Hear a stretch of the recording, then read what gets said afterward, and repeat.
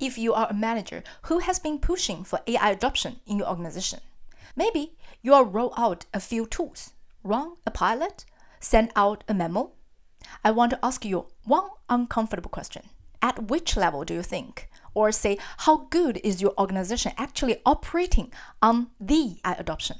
Because here's what I've found. Most companies, including ones that genuinely believe they are doing AI, are stuck much earlier on adoption maturity spectrum than the leadership realize. And the gap between where they are and where the competitive frontier is moving isn't a small one. It's the gap that decides who will stay in the game in the next 5 years.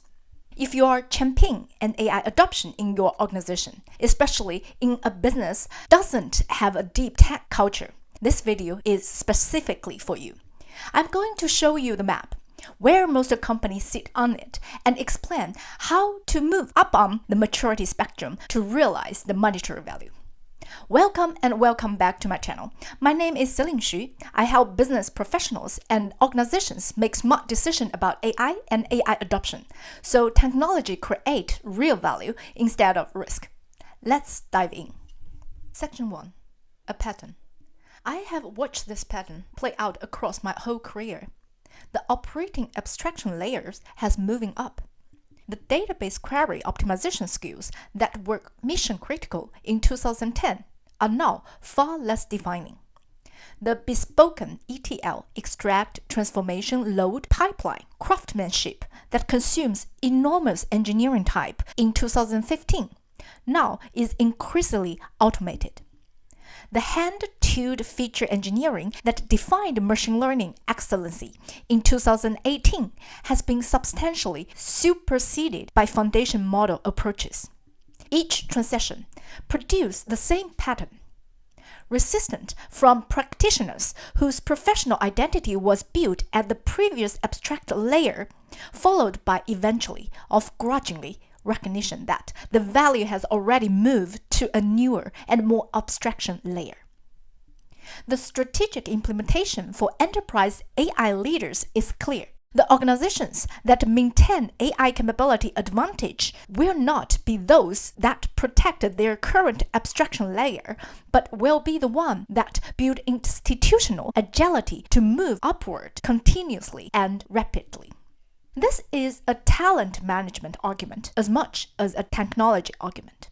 The people who will be the most valuable to your organization going forward are not necessarily the one clinging most tightly to today's tool, workflows, or expertise.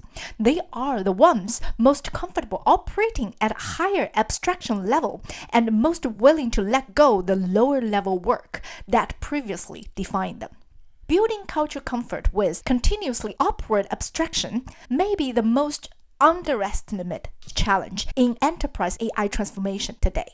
Section number 2. The 5-stage adoption spectrum. I borrowed inspiration from Steve Yaggis' 8-stage of AI develop, where he maps the evolution of how developers leverage AI's capability as a continuous spectrum. Not a binary switch between not use AI or use AI, but a progressive, often reluctant journey through a deeper and deeper level of trust and reliance. I simplified that journey to a 5-stage version for explaining how attitude change towards a continuous spectrum for individual working in an organization and what should managers do to move the maturity upward. Stage number 1. Complete refusal. At this stage, people will not use AI under any circumstance. They cite concerns about quality, security, predictability, and professional integrity to resist and stop the new tools usage. Many are experienced senior people whose entirely professional identity is built around doing the work manually by hand themselves. As AI capability has advanced and competitive pressure has mounted, this position has become harder and harder to sustain professionally. But it is still common, and it's still louder in a lot of organizations now. For managers, this isn't just engineering, this is financial lead who won't let AI near a model. The marketers who insist every brief by writing from scratch, or the op managers who treat any AI assistant output as suspect by default, or any BI lead will refuse to use AI to produce code to build the dashboard. Our job here isn't to argue them out of it overnight.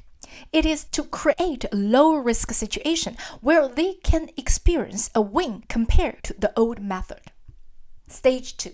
AI as advanced auto-completing. This is the first real entry for most people. AI is used as an enhanced version of a familiar tool. It suggests the next sentence, the next line, the next small piece of output.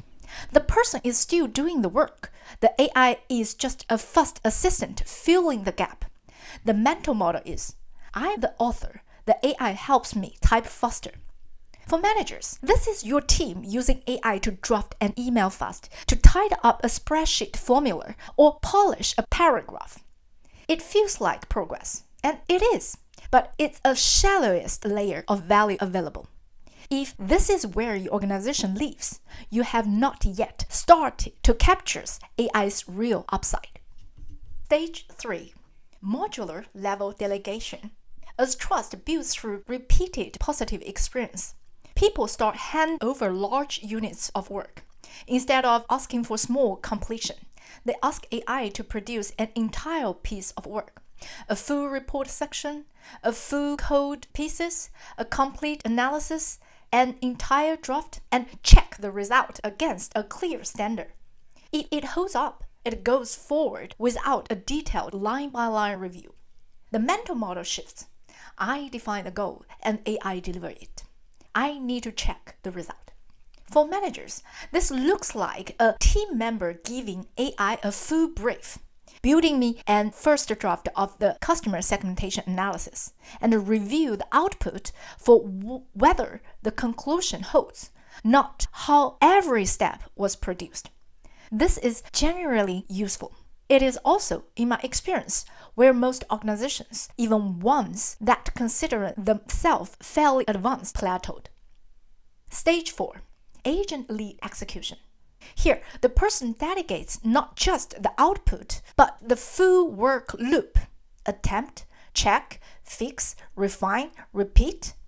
The AI agent runs that entire cycle. The human reviews outcomes at the level of, is this functionally correct and fit for purpose, not at the level of how it got there. This is where the loop engineering comes from. And here's something unexpected that happened at this stage. And I think every manager needs to hear it. Deep boredom arrives. When you hand a complex task to an AI agent, it may take several minutes to work through it. Reasoning, check, resource, drafting, revisiting. The person has nothing to do but watch. For someone used to a lifetime of content, hands-on engagement, this hour of waiting is generally disorienting. I've seen capable people quietly retreat from stage 4 back to stage 3, simply because that waiting felt unproductive, even though it wasn't. If you see this boredom on your team, someone refreshing their inbox while an AI process runs, don't read it as disengagement. Read it as a sign they've crossed into a generally new way of working and they need a new definition of productive time while the agent runs. That's a management problem, not a motivation problem. Stage 5. Multi-agent orchestration. The most advanced operators solve the boredom problem with a simple, powerful insights.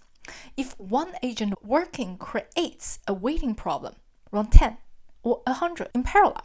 Assign different agents to different tasks at the same time, but build a system where you can identify error, evaluate the process or output easily against the target to correct and to improve the system, ideally automatically.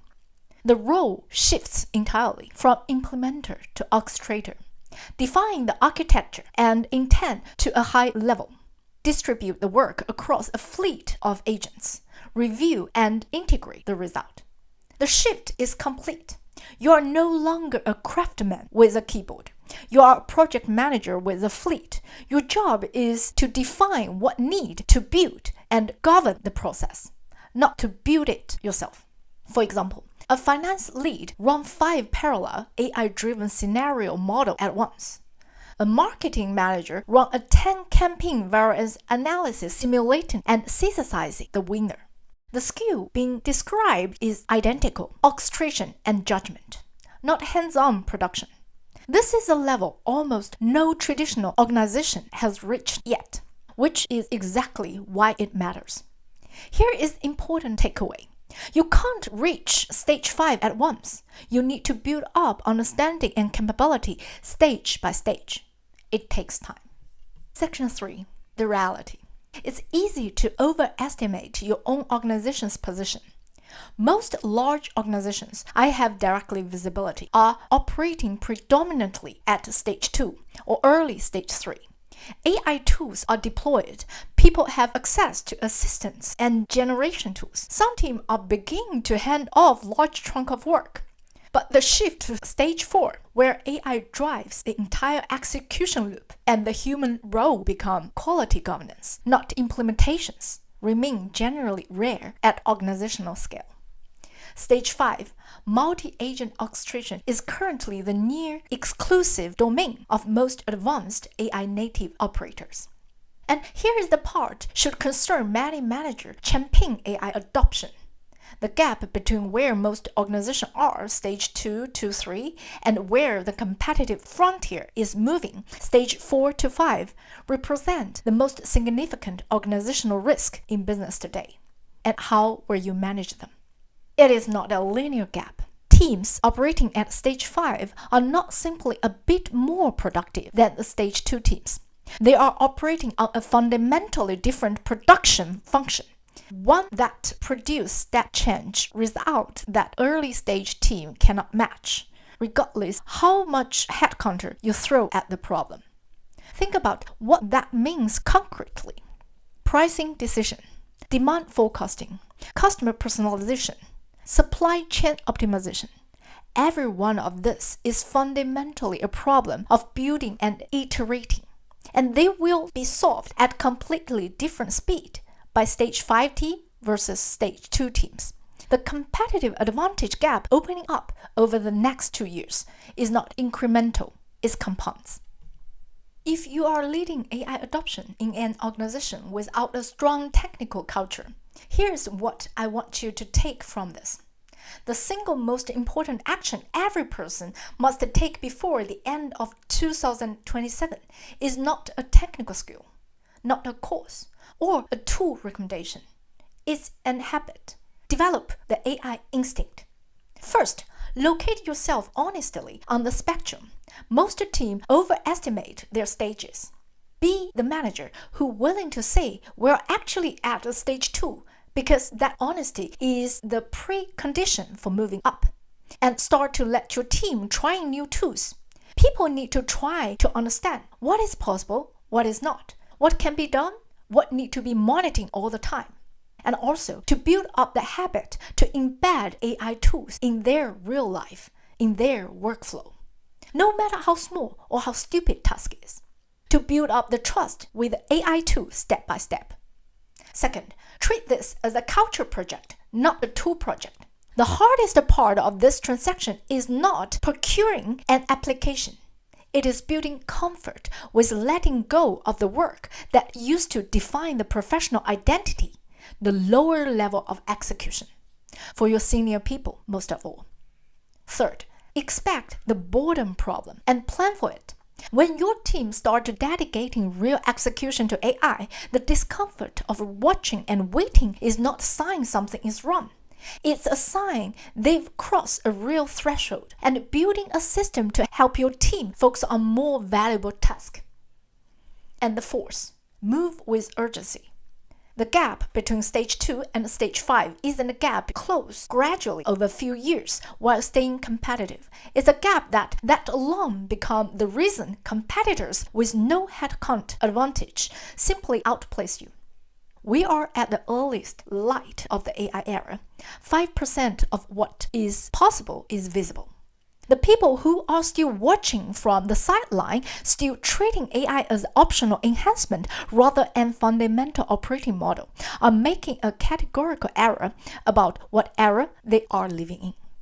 AI will not replace people who use it well. It will replace the people who do not.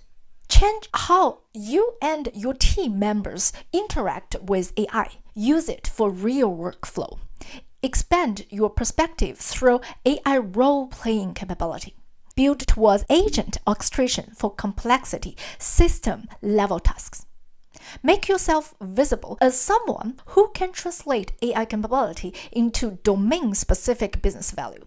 And above all, develop the AI instinct. You don't need a technical culture to start. You need a willingness to ask honestly which stage you are really at and commitment to keep moving upward. If this gives you a clear map for AI adoption in an organization, share it with the next leader you need to bring along. Smash the like button and subscribe for more. And if you want deep breakdown of how to move from non-technical team from stage 2 to stage 4, tell me in the comments. Thank you for watching and see you in the next one.